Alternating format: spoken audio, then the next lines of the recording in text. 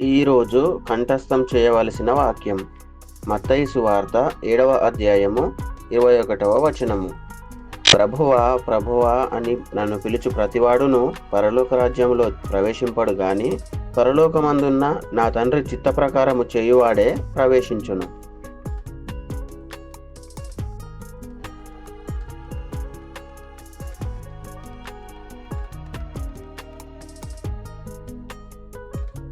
ఈరోజు కంఠస్థం చేయవలసిన వాక్యం మత్తయి సువార్త 7వ అధ్యాయము 21వ వచనము.